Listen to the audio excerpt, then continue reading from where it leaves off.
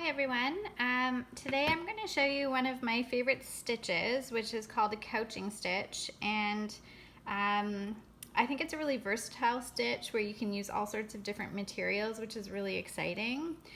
So to do the technique, you're going to need some fabric, and this can be really any type of fabric, which is great for just going into your stash.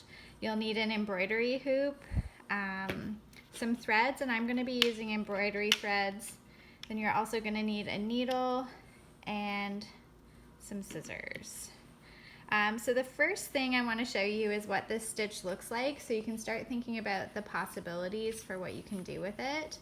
But I have a sampler here of some different couching stitches that I did with different materials.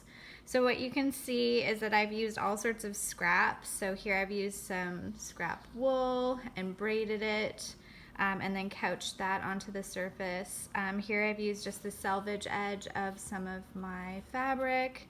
I used some metallic threads, which I don't love sewing with, but I love using in couching.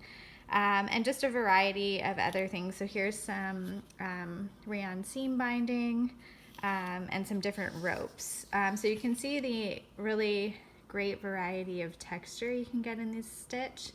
Another thing I really love about couching stitch is that it's quite fast in terms of hand stitching. So you're going to be able to use up some of your scraps. You can use really unusual materials. And you can also get a great variety of texture really quickly. Okay, so we're going to start with our hoop, and we're going to stretch our fabric into that hoop. So I'm going to loosen this bolt and put my fabric in.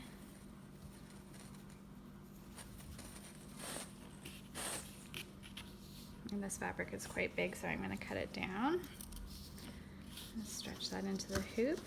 Now, a tip is that you don't really want to stretch the fabric too much in the hoop, because after you let go of the tension, your embroidery will kind of pucker. So you want the hoop to hold your fabric like a drum, but you don't want to pull on the edges too much. So you don't want to like really pull on that, because it disrupts the warp of the fabric. So I'm going to just reset by taking my hoop off and then putting that back on. Okay. Next thing you're going to do is you're going to thread your needle.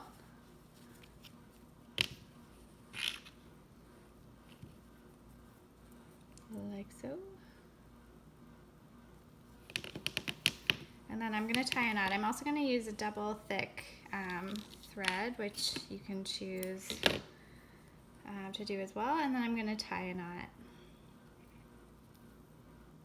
Okay, so I'm going to start from the back of my embroidery, and I'm going to come through the fabric, and then what I'm going to do is I'm going to grab whatever material I want to couch onto the surface. So I'm going to use this green seam binding and just lay that on the surface, and you can use this to follow different lines if you're thinking about your composition.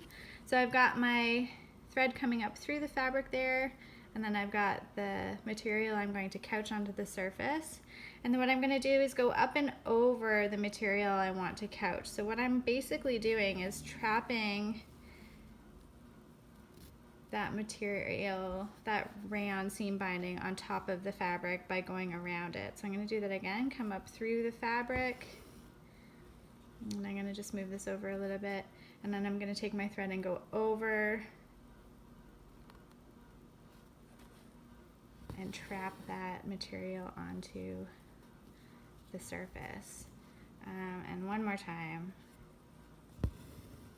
up, and then I'm going to go over like so, and then back into the fabric. So you can see I've trapped that material onto the surface really quickly with that really simple stitch.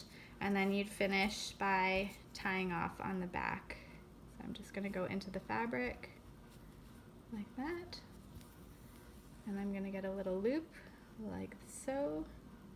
I'm going to go through that loop with my needle, and that'll give me a knot at the back of my embroidery. So there you go, couching stitch. Here's one more sample with some more colorful threads. So I hope this gives you some ideas of how to use this in your work.